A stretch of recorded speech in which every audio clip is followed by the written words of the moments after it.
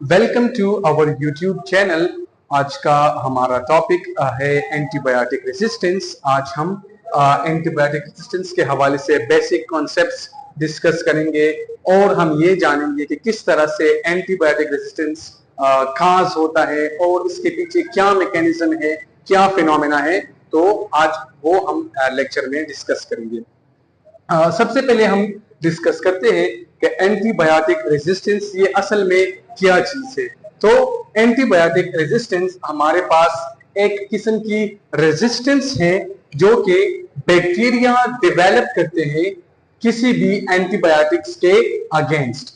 Antibiotic हमारे पास कुछ ऐसे केमिकल्स हैं जो कि एक ऑर्गेनिज्म प्रोड्यूस करता है किसी दूसरे ऑर्गेनिजम्स को किल या सप्रेस करने के लिए। ठीक है, यहां पर इस केस में हमारे पास एंटीबायोटिक जो हमने मेंशन की है वो है पेनिसिलिन। और पेनिसिलिन के बारे में आपको ये पता होना चाहिए कि पेनिसिलिन हमारे पास सबसे पहले डिस्कवर की हुई एंटीबायोटिक है। ठीक है, तो इसके बाद हम डिस्कस करते हैं कि किस तरह से ये एंटीबायोटिक रेजिस्टेंस का प्रोसेस कैरी आउट होता है। तो सबसे पहले हम एग्जाम्पल लेंगे एक बैक्टीरिया की। लेट्स से फॉर एग्जाम्पल हमारे पास एक बैक्टीरिया है स्ट्रेप्टोकोकस ऑरियस। हमारे पास ये बैक्टीरिया कुछ एंजाइम्स प्रोड्यूस करता है। लाइक एक एंजाइम इसमें से एक इंपॉर्टेंट रोल प्ले करता है कि वो किसी भी एंटीबायोटिक को डिग्रेड कर ले या उसको हाइड्रोलाइज कर ले। तो इस केस में लेट्स से फॉर एग्जांपल इस बैक्टीरिया ने ये एंजाइम प्रोड्यूस किया और इसकी प्रोडक्शन के बाद ये एंटीबायोटिक्स यहां पर जो मेंशन है ये एंटीबायोटिक्स इनकी डिग्रेडेशन हो गई।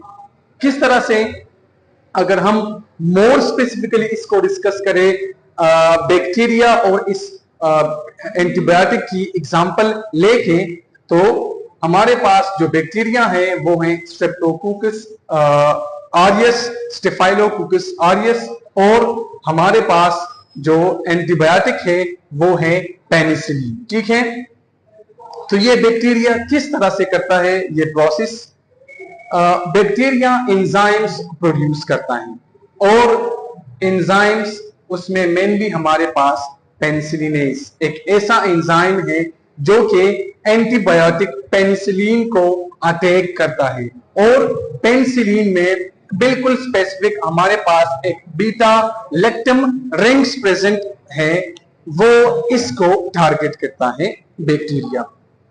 तो इसकी टारगेट से यहां पे हाइड्रोलाइसिस काज होगी और इस हाइड्रोलाइसिस की वजह से वो एंटीबायोटिक बिल्कुल खत्म हो जाती है, बिल्कुल डिग्रेड हो जाती है।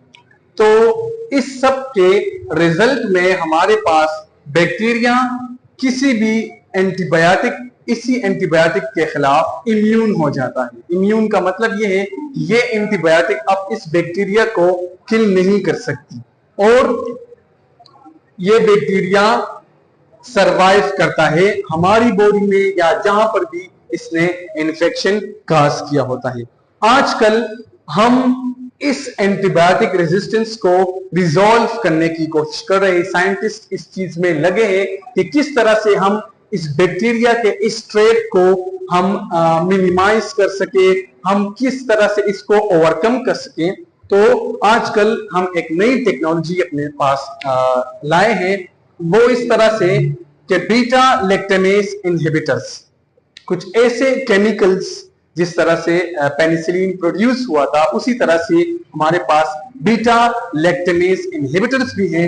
और ये क्या काम करते हैं, ये हमारे पास कुछ केमिकल्स है बीटा लैक्टेमेज इनहिबिटर्स में, उनको हम कहते हैं क्लेवुलैनिक एसिड। और क्लेवुलैनिक एसिड हमें एक बैक्टीरियल स्पीशीज से मिला है, स्ट्रेप्टोमाइसिस क्लेवुजेरिस।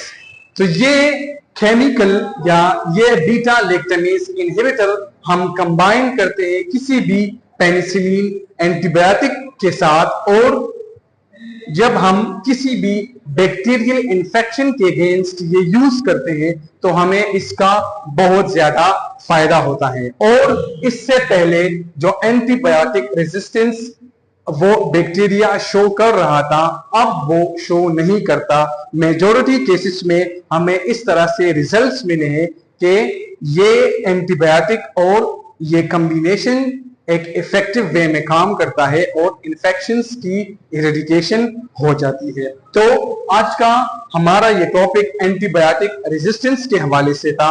हमने ये पढ़ा कि किस तरह से एंटीबायोटिक सबसे पहले कहते किस चीज को है और किस तरह से एंटीबायोटिक काज होती है, और इस एंटीबायोटिक रेजिस्टेंस को कम करने या खत्म करने में हम किस तरह से पेनिसिलिन या पेनिसिलिनेस का रोल देख सकते हैं। ठीक है, तो ये आज का हमारा टॉपिक था। होप कि आपने इसको एंजॉय किया होगा।